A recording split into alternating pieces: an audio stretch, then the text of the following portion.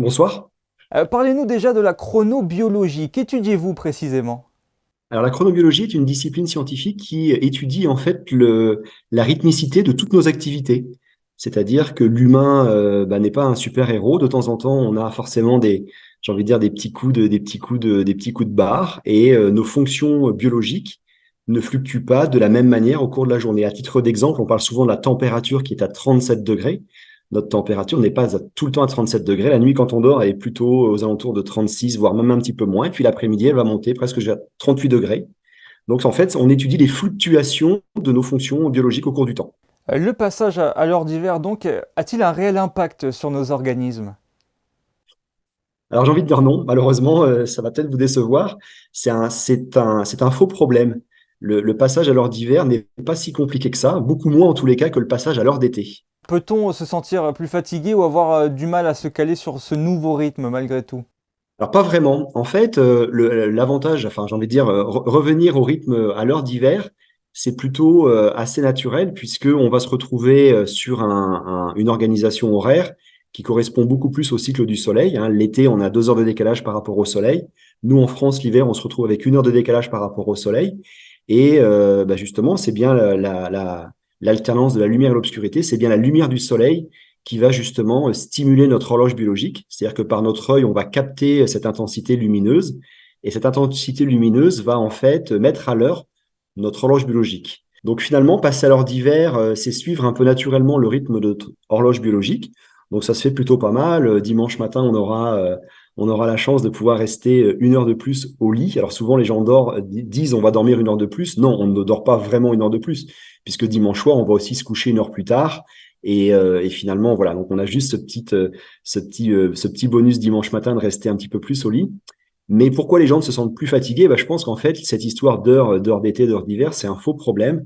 Je pense que de manière générale, si vous m'aviez posé la question il y a encore 3 semaines, les gens pourraient potentiellement se sentir fatigués, mais ça n'a rien à voir avec l'heure d'hiver et l'heure d'été. Je crois que tout simplement aujourd'hui, on a une grosse problématique sociétale, c'est qu'en fait, on respecte plus vraiment notre sommeil, indépendamment de ce passage d'heure d'hiver et d'heure d'été, et on va dire, on utilise plutôt le sommeil comme une variable d'ajustement pour essayer d'allonger nos journées. C'est-à-dire on est aujourd'hui ultra connecté, on a plein de choses à faire, et ben justement, on utilise un peu le sommeil comme une variable d'ajustement pour allonger nos journées. Les Français dorment-ils bien de manière générale? Non, les études épidémiologiques montrent que en général, 3 Français sur 4 se plaignent de troubles du sommeil.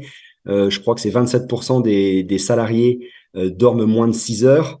Donc aujourd'hui, on a une véritable problématique autour du sommeil. Pensez-vous que nos organismes arriveront à s'adapter à toutes les stimulations externes qui sont entrées non seulement dans notre quotidien, mais surtout dans les habitudes et presque finalement dans notre culture? Est-ce que les prochaines générations, les nouvelles générations arriveront à plus s'adapter que nous, par exemple? Moi, je pense pas. Je pense pas parce qu'aujourd'hui, on voit justement ces injonctions, je vous dis, presque ce devoir de répondre en heure et en temps, de suivre l'activité. Je pense qu'on a un surmenage cognitif, on a une surcharge cognitive qui fait qu'on ne peut pas gérer toutes ces informations qui rentrent. Par exemple, à titre d'exemple, c'est quelque chose qu'on connaît tous bien, c'est l'apparition du burn-out. Le burn-out, finalement, c'est une maladie qui aujourd'hui est reconnue comme une maladie professionnelle. Du temps de mes grands-parents, ça n'existait pas. Et il faut bien comprendre qu'à un moment donné, réduire chroniquement son sommeil, arriver à une dette profonde de sommeil, eh bien, ça fait que notre santé ne pourra pas fonctionner correctement. Et à un moment donné, ça va être soit le pancréas qui va dire stop parce que on va développer des problématiques de diabète, soit parce qu'à un moment donné, vous allez vous endormir au volant. Donc, je pense qu'on joue un peu les apprentis sorciers, et c'est un mauvais calcul dans le temps. Vous nous avez dit que le passage à l'heure d'hiver n'avait pas de conséquences véritables sur le sommeil, mais en général, l'hiver s'accompagne souvent de baisses de morale un peu plus fréquentes. À quoi est-ce dû et comment est-ce qu'on peut prévenir à cela? Est-ce que tout le monde va bien s'adapter? Oui, en général, au passage d'heure d'hiver. On a par contre, quelques particularités. Les gens qui seraient, par exemple, extrêmement du matin, les gens qui sont vraiment naturellement réveillés plutôt vers 4h30, 5 heures du matin, et qui ont tendance à se coucher plutôt tôt dans la soirée, eh bien, eux peuvent être un petit peu plus en difficulté. Mais en général, au bout de quelques jours, on va pouvoir s'adapter sur ce nouvel horaire. Et enfin, le passage à l'heure d'hiver entraîne surtout quelque chose qui arrive, bah, c'est l'arrivée de la nuit un peu plus précocement dans la fin d'après-midi, début de soirée, surtout quand la météo n'est pas très bonne. Et donc finalement, l'humain est aussi très sensible à la longueur de la photopériode. Donc l'exposition lumineuse qui est réduite, eh bien, impacte aussi justement le fonctionnement de toute notre physiologie.